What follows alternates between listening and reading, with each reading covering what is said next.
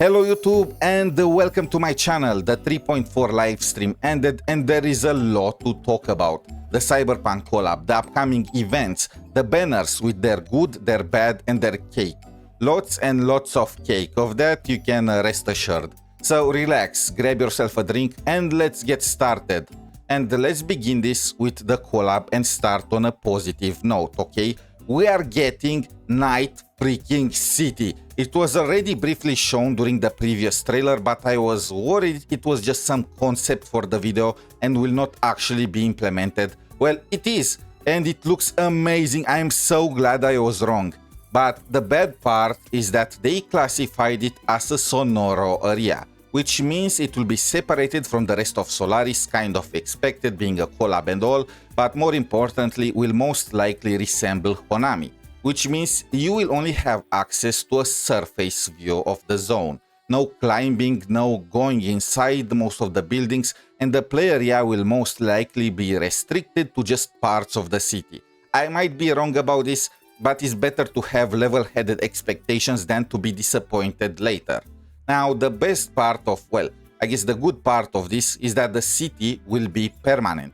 Even after the collab ends, we will still be able to access it and do the collab quest at any moment. And of course, since it takes place in an academy, the quest will involve students blasting, invasion by military forces, and 𝗖cie𝗽𝗆𝗆𝗵𝘁 absolutely throwing hands. That's one way to cope with her friend's situation, I guess. And of course, they will add the collab song so we can all listen to this while riding with Lucy or Rebecca. Now that's gonna be fire. The collab will last for the entire 3.4 patch, and I was hoping it might be a permanent-ish collab like Honkai Star Rail had done with Fate Stay Night, but oh well. They also announced that 3.4 will last for only 32 days from the regular 42. 3.3 and 3.0 were also slightly shorter than usual, which begs the question of what exactly is Kuro cooking. Personally, I think they did not take into account the collab in their schedule for 2026, but let me know what is your guys' theory. This of course means that we are gonna have less time to get currency, and it's time to address the elephant in the room. The worst part about this entire collab. The banners, well, the collab banners will have different currencies. Instead of Radiant Tide, they will have something called Dreamcatcher Tide. And the exchange rate stays the same, 160 Astrite for one pool, but you cannot convert the yellow pools to red pools. Everyone that played PGR expected this, and the Wuwa Reddit also had tons of warnings beforehand, and I also warned myself at least once in every single one of my live streams since the collab was announced, but it's unreasonable to expect everyone that plays this game to know about this. And if you are someone that likes to convert your Astrite in Radiant Tide, well, you are screwed, no other way to put it. And while I cannot understand the behavior of converting Astrite to Radiant Tide to begin with, well, I mean, just why? There are already different currencies for the Resonator and Weapon banners, the collab or not. This is still stupid. Anyway, I also do not understand why Kuro felt the need to separate the currencies. I've seen some theories online that this might be because Kuro wants to know how profitable the collab is and is easier by separating the currencies. I don't buy it. The truth is, we got what? 40 to 50 Radiant Tide as hard currencies during this patch, the anniversary patch. Many people did not pull on the 𝗖cie and thing.A banners and were just saving them. Well, I guess you can pull now with no constraints. This is the silver lining of this entire thing, but this is not over yet. The collab Coral shop also uses a different currencies, and this is even worse in my opinion. So if you are saving to redeem sequences for Rebecca or Lucy, tough luck. I had over 300 coral saved up to redeem one of Lucy's sequences, and now I have to start from zero. There are people that started saving up since the collab was announced last year. They have been saving thousands of coral so they can get 2 sequences for Lucy and 2 for Rebecca, but now we all have to start from zero, literally, because the collab banner will have separate PT2. And I mean, yeah, this part is normal, but it still sucks. This means if you are F2P, the best way to go about this is to do single pulls, otherwise you risk wasting currency. But okay, enough negativity. Let's return to sunnier fields. During the collab there will be a rebate event, and no, it is not a rebate where you spend money, it is a pull rebate. The more pulls you do on the collab banners, the more rewards you get, and this includes up to 2 selectors, which will allow you to pick a dupe for either Lucy or Rebecca. We do not know how many pulls are needed to get all the rewards, so please Kuro, make it something reasonable like 100 so even F2Ps can enjoy it. You already took our Radiant Tide, okay? Version 3.4 will start with Lucy's and Rebecca's banners, and as you all should know by now, Rebecca will be free. 5 days later, Lucilla's banner will be released, and after 5 more days, we will get Cartethia's rerun. They did not go in details about Lucy's and Rebecca's kits, however, we do know that they are meant to be played together. As an example, Rebecca's outro leaves a turret on the field, and Lucy's intro buffs it to shoot faster. They also apply special debuffs when together, so yeah. Edge Runner's team.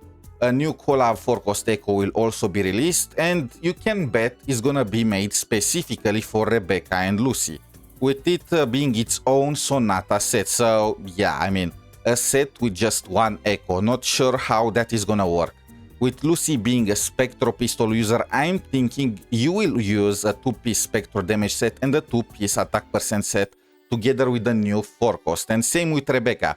She is an Electro pistol user, so 2-piece Void Thunder with 2-piece Lingering Tunes, something like that. Yes, I finally have some use for Inlin's pieces, the obligatory Inlin Slander. Lucilla is another 2-in-1 resonator like Denia and most of the other resonators in Lahairoi. She has a Glacial Chaff and an Echo Resonance mode, and not gonna lie, at least for me, she has insane pull value, being Hyuki's dedicated support while at the same time enabling my Sigrica and Galbrena, since I do not have Chuan, so I can finally make some Echo teams. And this is purely from an utility point of view. It has nothing to do with that hot-ass dress she is rocking during her liberation, okay? Let's make that perfectly clear. We'll probably try and get her with the Radiant Tide I have, and I guess pray. Now for the events, Depth of Illusion Realm is getting an expansion. New resonators added, most likely Hyuki, Sigrica and Denia, new items, new metaphors, and an added difficulty mode for the ones looking for a harder challenge. It really is looking like they're trying to develop it as a game mode, so yeah, looking forward to the final product. We are finally getting that multiplayer racing event that we have been asking for since 3.0, I guess better late than never, right Kuro? And the hologram fight for the Nameless Explorer, fuck him, Cyberpunk Collab event where you can get Dreamcatcher Tide, and what looks like a skin for the Collab Echo. It kind of sounds similar to hologram fights with 4 smaller fights before and the final boss fight at the end. I guess we'll have to see how it's gonna go.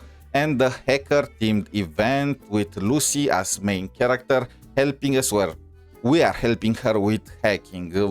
It's probably gonna be some kind of login sort of event. You log in, you do it in 3 minutes and be done with it.